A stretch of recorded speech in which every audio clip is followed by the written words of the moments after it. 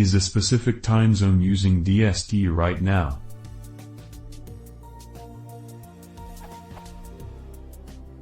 How would I get my Python script to check whether or not a specific time zone that is stored in a variable using DST right now? My server is set to UTC.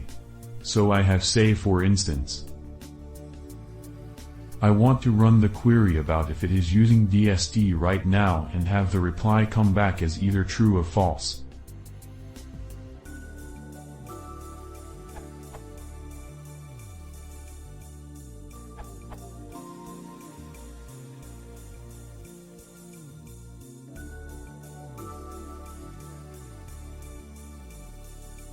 Alternative is to use,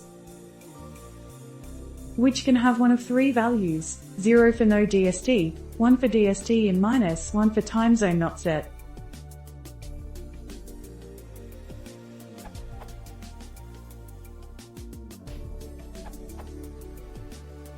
Python 3.9 has added the zoneinfo module which replaces pipes. Here is a new updated version for modern Python versions.